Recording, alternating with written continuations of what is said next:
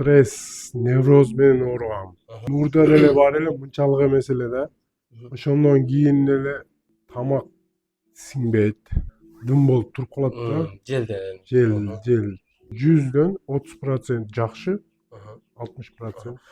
Канча болду ушундай болгонуна?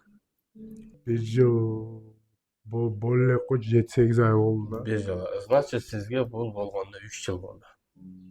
Да, ошондой десем мурда болчу эле. Болуп токтоп сизге салам айтып атам. Рустам деген атыңыз. Турсунбай. Анан доктор мен полный не кылдым да. Обследование. Эндоскопия, колоноскопия, полный таза чыккан да. Таптазасын деп. Бирок сиз ооруп атасыз. Мен ооруйм. Анан кийин Эмнеге сиз таза деп чыкса өзүңүздү заставлять этип ооруп атасыз? Значит, таза экен деп жүрө бербейсизби? жок, мен жегеним каяка кетип атканын билбей атам. Туалетке барбай атасызбы? Жок, барып атам. Тамашам барасызбы? Күндө бир маал же 2 күн? Жок. Күнүнө бир маал барам. Эртең мененде барам. Кээде 2 маал барып калам. Бирок мен жегеним чыкпай атат да. Мен билип турам да өзүм. Анан жидки да. Мына сиздики дагы леченияга кеч калгансыз. Кечиккенсиз уже.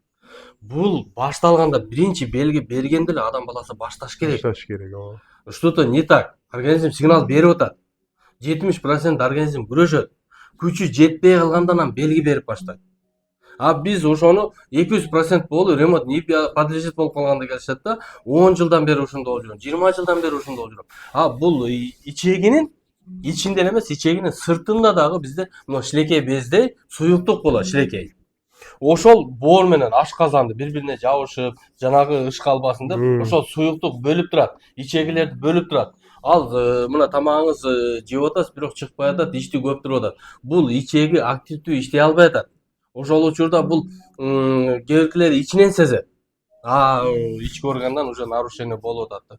Кээ белим ооруп атат, бутум ооруп атат, простатит болуп атат, башым ооруп атат, хондроз болуп атат, уйкум качып атат деп башка жактан издеп жүрүп атат да. Ошо ички органдагы нарушениядан келип чыгат. Анан ичегилери вообще чоюлуп, мына сүрөттү көрдүңүзбү аркы четтеги. Ичегилер ошондо болуп чоюлуп кетет. Өзүнүн жетесеге кеңейгени дагы, чоюлганы да өзүнүн жетесеге чоюлуп кетет. Анан аны восстановление кылыш үчүн ага өтө көп убакыт керек. Биринчиден, ичеги өзүнүн кызматын аткарыш керек. Сиз жеп ичкен тамакты сиңириш керек. Экинчиден, ал өзүн өзү восстановление кылыш керек.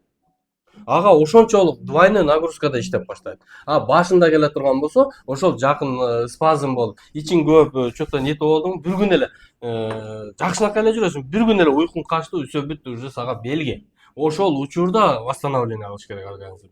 2 күн уже туалетке барбай калдың. Уже сенде нарушение башталып атат. Бир күн эле ичин көп, тамагың сиңбей калды. Уже ошол учурда эле башташ керек. Кээ биркелер 10 жылга чейин, 15 жылга чейин жүрө берет, анан жакшы болбой атат. Анан жакшы болуш үчүн ага дагы ошончо убакыт керек. Жок дегенде 1 жыл, 1,5 жыл убакыт керек.